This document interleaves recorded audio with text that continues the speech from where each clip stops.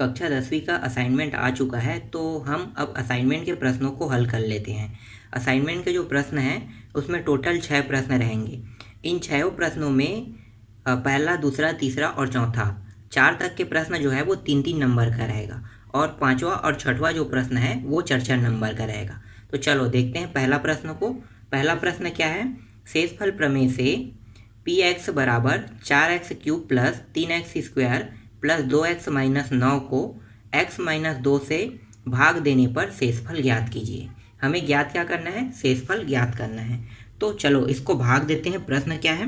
प्रश्न है 4x³ plus 3x² plus 2x minus 9। इसको हमें भाग देना है। भाग किससे देना है? x माइनस 2 से भाग देना है। आप लोगों को पता होगा कि भाग कैसे दिया जाता है। तो आपको जब भी भाग देना है तो ये क्या है? ये भाजक है और ये भाज्य है। भाज्य और भाजक को भाग देते हैं तो इसके जो पहला पद होता है उसे हमें देखना होता है। जब भी हम भाग देंगे तो पहला पद को, तो देखो ये इसका पहला पद है और ये इसका पहला पद है। क्या दोनों सेम है? नहीं है। तो क्या होगा? ये जो पहला पद है इसके बराबर इसका पहले पद को हमें करना है। तो क्या क्या चीज़ की कमी है? तो चलो ये जो पूरा मान है मैं इसको साइड पे यहाँ पे लिख देता हूँ। ये बहुत ही आसान विधि है। x माइनस 2 को मैंने लिख लिया, ठीक है। अब x माइनस 2 को मैं लिख लेता हूँ। तो पहला जो पद है उसको इस जैसा बनने के लिए क्या क्या संख्या की आवश्यकता है? तो देखो यहाँ पे x है, यहाँ भी x है, यहाँ पे x 3 घात है, यहाँ पे सिर्फ x का 1 घात है। इसे x के 3 घात होने के लिए कितने घात की जरूरत है? x के 2 घात। तो ये रहा x के 2 घात से हम इसको गुणा कर दिए, ठीक है। इसके बाद यहाँ पे 4 लगा हुआ है और यहाँ पे सिर्फ क्या था? x बस था। तो यहाँ भी हम 4 लगा देंगे। तो 4x के वर्ग से जब अगर गुणा करेंगे तो इसका पहला पद और इसका पहला पद दोनों बराबर हो जाएगा। तो 4x के वर्ग से हम पूरे पद को गुणा कर देते हैं। तो गुणा कर दो तो कितना आएगा? 4x का 3 घात माइनस 4 दूनी 8 और ये x का वर्ग बन गया। ये वाले मान को कहाँ पे रखना है आपको? यहाँ पे रखना है। 4x का 3 घात माइनस 8x का वर्ग। और भागफल कितना आया? तो देखो जिससे हमने गुणा किया ना वही मान हमारा भागफल होता है। तो 4x का वर्ग क्या हो गया? भागफल बन गया। ठीक, समझ में आ रहा है आपको? चलो इसे घटा दो। अब घटाएंगे तो देखो ये दोनों मान कट गया। ठीक, हम ये बराबर क्यों करते हैं? पहले पहले पद को दोनों का इसलिए बराबर करते हैं क्योंकि पहला पद आसानी से कट जाए। तो देखो कट गया पहला पद। अब बचा है उसे हम क्या करेंगे? घटा देंगे। तो ये हो गया माइनस, ये माइनस क्या हो जाएगा? ये प्लस हो जाएगा। चलो आगे इसको हल करो। तो ये हो गया 8 और 3 दोनों प्लस में बन गया। तो प्लस हो गया तो 8 3 कितना होगा? 11। तो ये आ गया 11x का वर्ग। इस पीछे के पूरे मान को उतार लो, 2x और माइनस 9। अब फिर देखो इसका पहला पद और फिर इसके पहले पद को देखना है हमें। क्या दोनों सेम है? नहीं है। तो चलो यहाँ पे फिर से वही तरीका उपयोग करेंगे। यहाँ पे देखो x है, यहाँ पे x का वर्ग है और यहाँ पे क्या है? x है। इसे वर्ग होने के लिए कितने x की जरूरत है? 1x की। तो 1x से गुणा कर देंगे। अब यहाँ पे देखो यहाँ पे 11 है। क्या यहाँ पे 11 है? नहीं है। तो क्या करेंगे? 11 का भी गुणा कर देंगे। अब इस 11x का पूरे इस पद के साथ गुणा कर दो तो कितना हो जाएगा? 11x का वर्ग माइनस 11 दूनी 22x हो जाएगा। इस मान को आपको यहाँ पे लिखना है। तो ये हो गया 11x का वर्ग माइनस 22x। घटा दो इसको भी। तो देखो ये वाला पद कट गया, ये माइनस हो गया, ये माइनस और माइनस, ये माइनस क्या हो जाएगा? प्लस हो जाएगा। ये प्लस और ये प्लस जुड़ जाएगा, कितना होगा? 24x हो जाएगा और पीछे के मान को उतार लो। ठीक, ये भी बन गया। चलो आगे और हल करते हैं। फिर देखो यहाँ पे कितना है? 24x है और यहाँ पे कितना है? x बस है। तो क्या दोनों अभी हल हो सकता है? नहीं हो सकता। क्या करेंगे? इसको भी, ये वाला जो मान है 24x इसी के जैसे इसको भी बनाएंगे। तो क्या करेंगे? 24 का गुणा कर देंगे। तो गुणा कर दो। तो 24 का गुणा करेंगे तो देखो मान बराबर हो जाएगा। ये आ गया 24x माइनस 24 दूनी कितना हो गया? 48। इस पूरे मान को यहाँ पे लिख लो। तो ये आ गया 24x माइनस 48। और हाँ, मैं यहाँ पे भागफल लिखना भूल गया था ना, भागफल को भी लिखते जाओ। इसका भागफल ये आया था, इसका भागफल कितना है? प्लस 11x आया है और इसका भागफल अभी निकाल रहे हैं, उसका कितना आ रहा है? 24 आ रहा है। ठीक है, देखो यही भागफल है, ये है, ये इसका भागफल है और ये 24 भागफल जिससे हम गुणा कर रहे हैं ना वही इसका भागफल बनता है। तो देखो कितना आसान विधि है।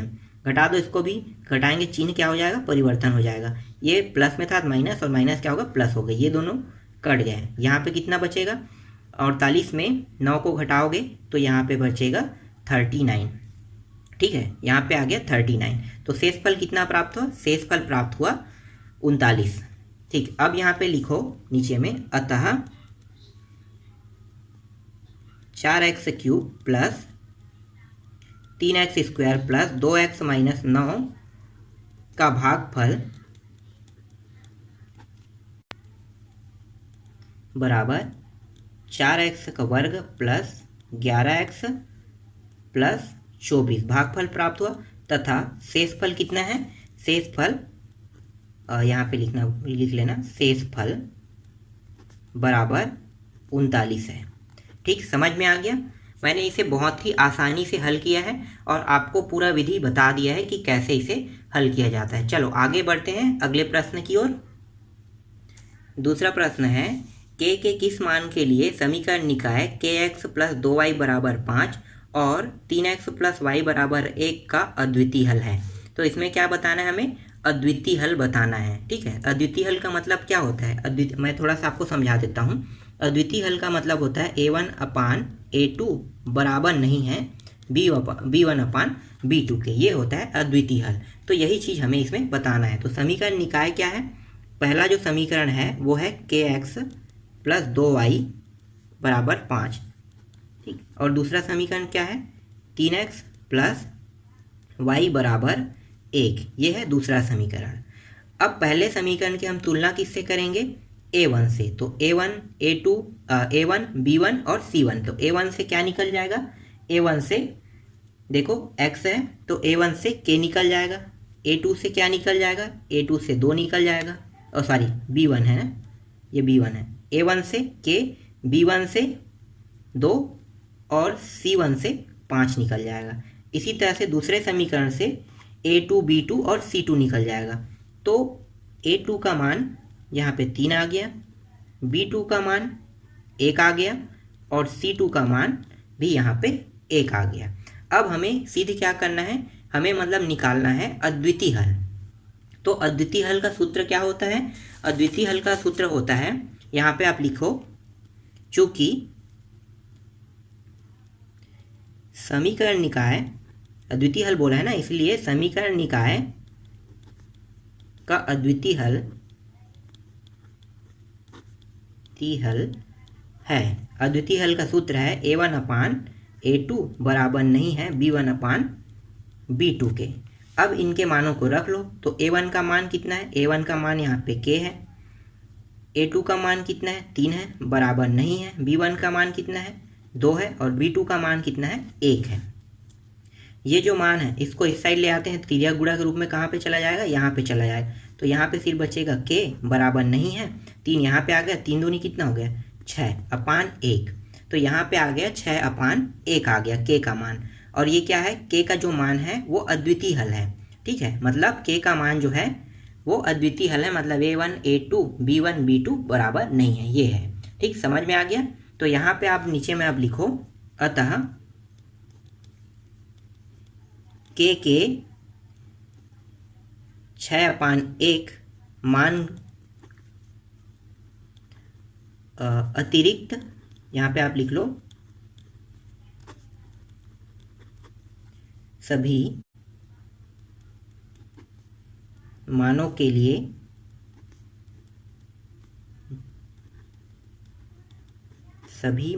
लिए निकाय का एक अद्वितीय हल है।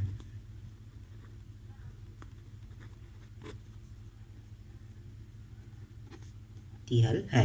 ठीक, समझ में आ गया। बस आपको इतना लिखना है इस पूरे प्रश्न के लिए। ठीक है, ये भी हल हो गया। चलो आगे बढ़ते हैं तीसरे प्रश्न की ओर। तीसरा प्रश्न है, वर्ग समीकरण 3x square plus 7x plus 1 बराबर 0 के मूलों का योगफल और गुणनफल ज्ञात कीजिए। हमें ज्ञात क्या करना है, मूलों का योगफल और मूलों का गुणनफल ज्ञात करना है। तो समीकरण यहाँ पे जो दिया है उसे पहले लिख लो। तो यहाँ पे लिखो, समीकरण जो वर्ग समीकरण है वो है 3x square plus 7x plus 1 बराबर 0 दिया हुआ है। इसे हम समीकरण 1 मान लेते हैं। समीकरण एक की तुलना मानक समीकरण से करने पर मानक समीकरण क्या है? मानक समीकरण है ax वर्ग प्लस bx प्लस c। ठीक है, इससे हम तुलना कर रहे हैं। तो यहाँ पे a का मान क्या निकल जाएगा? यहाँ पे a का जो मान है वो आ जाएगा, तुलना करते हैं तो x x कट गया, बचा कितना? a और 3। तो यहाँ पे a का मान 3 आ गया, b का मान क्या हो जाएगा? 7 हो जाएगा, और c का मान यहाँ पे 1 आ जाएगा।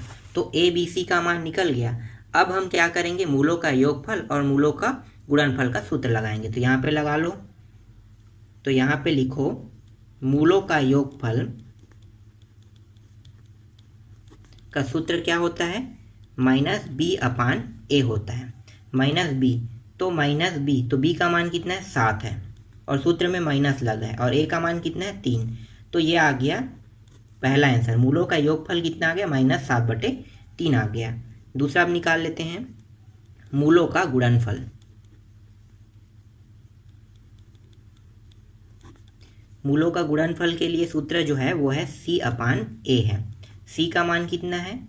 1 है, और a का मान 3 है। इसका भी आंसर आ गया। ठीक, समझ में आया? बस आपको इतना ही इसमें बनाना था। चलो आगे बढ़ते हैं चौथा प्रश्न की ओर।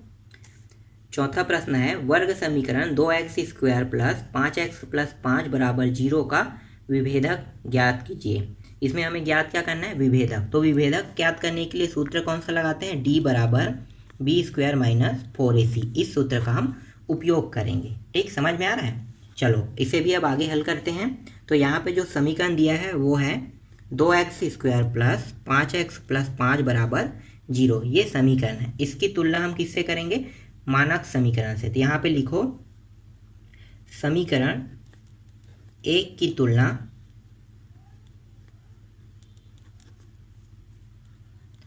मानक वर्ग समीकरण क्या है? ax² plus bx plus c बराबर 0 से करने पर तो यहाँ पे a का मान कितना आ जाएगा? 2 आ जाएगा, b का मान 5 आ जाएगा, और c का मान यहाँ पे 5 आ जाएगा। तो यहाँ पे हमने इसकी तुलना कर दी है। ठीक है, तो a का मान निकल गया, b का मान और c का मान। अब हम क्या करेंगे? विभेदक का सूत्र लगाएंगे। तो विभेदक को किससे दर्शाते हैं? d से। तो d बराबर b² माइनस 4ac। ठीक है, यहाँ पे आप लिख सकते हैं विभेदक d का मान हो गया b² माइनस 4ac। b का मान रख दो अब। तो b का मान है 5, और इसके ऊपर वर्ग लगा है। इसी तरह से 4, a का मान है 2 और c का मान है 5। आगे हल करो तो ये हो जाएगा 5 5 6 25 माइनस ये हो गया 5 दूनी 10 और 10 और 4 कितना हो जाएगा? 10 चौक 40। तो ये आ गया 40 आ गया। घटा दो इसको। तो घटाएंगे तो किस में आ रहा है? माइनस में आ रहा है मान। तो माइनस में आ रहा है, ये आ गया 5 आ जाएगा, और ये आ जाएगा 1, 15 आ रहा है। तो यहाँ पे मान देखो माइनस में आ रहा है। तो माइनस में आ रहा है, इसका मतलब क्या होता है? अगर कभी भी मान माइनस में आता है तो वो क्या होगा? वो काल्पनिक और असमान होंगे। लेकिन यहाँ पे ये चीज़ नहीं पूछा है, मूलों की प्रकृति नहीं पूछा है। तो आपका आंसर क्या होगा? डी का जो मान आएगा सिर्फ इतना ही आएगा। ठीक, समझ में आ गया? ये इसका आंसर है। चलो आगे हल करते हैं पांचवा प्रश्न को। अब पांचवा प्रश्न है वर्ग समीकरण 6x²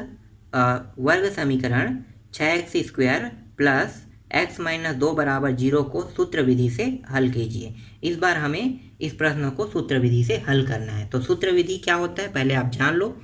सूत्र विधि होता है x बराबर minus b plus minus b² minus 4ac, ये होता है, और ये होता है 2a। ठीक है, इसी सूत्र में हमें मान रख के प्रश्नों को हल करना है। अब चलो पांचवा प्रश्न को देख लेते हैं। तो पांचवा जो प्रश्न है उसका जो समीकरण है वो है 6x² प्लस x माइनस 2 बराबर 0। ये एक समीकरण है। समीकरण 1 की तुलना मानक वर्ग समीकरण ax² plus bx plus c से करने पर तो यहाँ पे ए का मान आ जाएगा 6, बी का मान आ जाएगा 1 और सी का मान आ जाएगा -2। अब क्या करेंगे, इस मान को आप सूत्र में रख दो। सूत्र देखो ये रहा, ठीक है। इसी सूत्र में हमें मान को रखना है। तो एक बार सूत्र को लिख लो, b² - 4ac और ये हो गया 2a।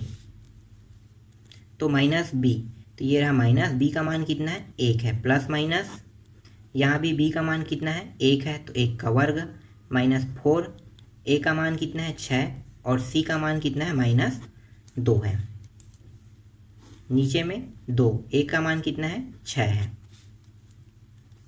तो ये हो गया -1 प्लस माइनस, ये हो जाएगा 1 का वर्ग 1 ही होता है, ये माइनस और माइनस क्या हो गया, प्लस हो गया। ये हो जाएगा 6 दूनी 12, 12 चौक 48, तो ये आ गया 48 आ गया। नीचे में 6 दूनी 12, तो ये हो गया -1 प्लस माइनस और ये हो जाएगा, जुड़ जाएगा, कितना होगा 48 और 1 49 और ये हो गया 12, ठीक है। अब क्या करेंगे, ये हो जाएगा -1 प्लस माइनस और ये देखो ये किसके वर्ग में आता है, 7 के वर्ग में आता है, तो यहाँ से 7 बाहर हो जाएगा, ठीक है। 49, 7 × 7 कितना होता है 49, तो देखो 7 के वर्ग में आता है तो 7 के वर्ग में 7 बाहर आ जाएगा इस तरह से, ठीक।